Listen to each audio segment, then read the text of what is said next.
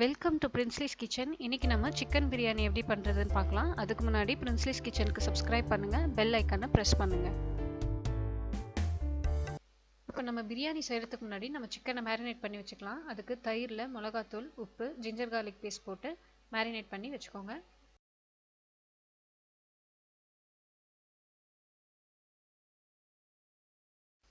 எண்ணெய் சூடாயிடுச்சு. இதில் நான் பிரியாணி ஸ்பைசஸ்லாம் ஆட் பண்ணிக்கிறேன். நான் என்னென்ன சேர்த்துருக்கேன்றதை டிஸ்கிரிப்ஷனில் கொடுத்துருக்கேன், பார்த்துக்கோங்க.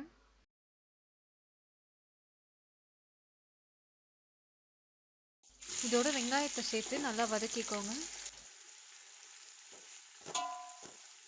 வெங்காயம் கொஞ்சம் வதங்கினதுக்கு அப்புறமா 2 டேபிள் ஸ்பூன் அளவுக்கு இஞ்சி பூண்டு பேஸ்ட் ஆட் பண்ணி நல்லா வதக்கிக்கோங்க.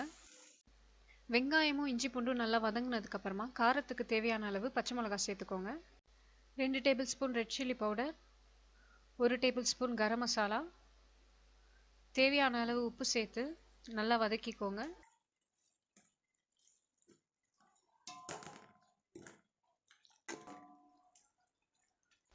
மசாலாவோட சேர்ந்து நல்லா வதங்கிடுச்சு. இந்த நேரத்தில் நம்ம தக்காளி சேர்த்துக்கலாம்.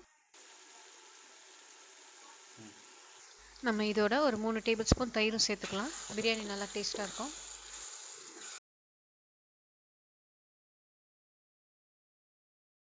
ரைஸ் பார்த்தீங்கன்னா நான் 1 kg எடுத்திருக்கேன். அதுக்கு நான் 3/4 கிலோ சிக்கன் இப்போ ஆட் பண்ணுறேன். நீங்கள் 1 kg சிக்கன் போட்டிங்கன்னா கூட இன்னும் நல்லாயிருக்கும்.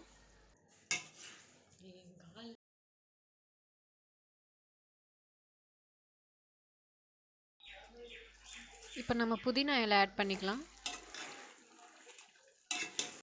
1 கிளாஸ் அரிசிக்கு நான் 2 கிளாஸ் தண்ணி எடுத்திருக்கேன். இன்றைக்கி பார்த்தீங்கன்னா நான் 1 கிலோ அரிசி எடுத்திருக்கேன்.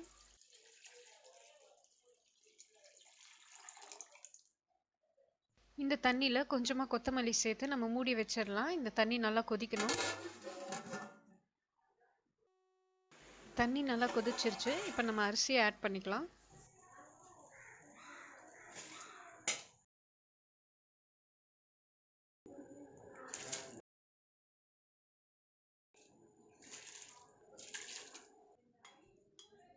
அரிசி சேர்த்ததுக்கு அப்புறமா ஒரு பாதி லெமன் ஜூஸ் ஆட் பண்ணிக்கோங்க.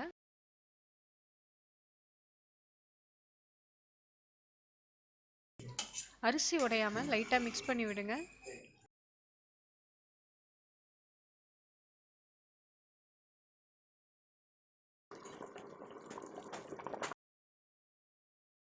இப்போ நம்ம தம் போடுறதுக்கு நான் அலுமினியம் ஃபாயில் வச்சு நான் கவர் பண்ணியிருக்கேன். அலுமினியம் ஃபாயில் இல்லாதவங்க பேப்பர் கூட வச்சு நீங்கள் க்ளோஸ் பண்ணிக்கோங்க. இப்போ இதை நம்ம தவா மேலே ஒரு 10 நிமிஷம் வச்சுக்கலாம். மேலே ஒரு வெயிட் வச்சுக்கோங்க.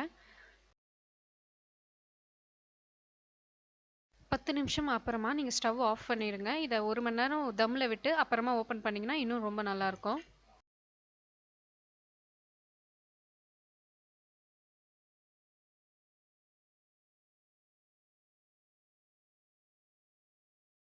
இப்போ நம்மளுக்கு பிரியாணி ரொம்ப நல்லாவே வந்திருக்கு.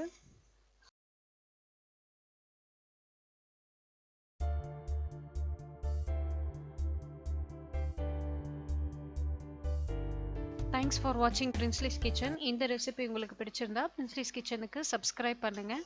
ஹாப்பி ரம்ஜான்.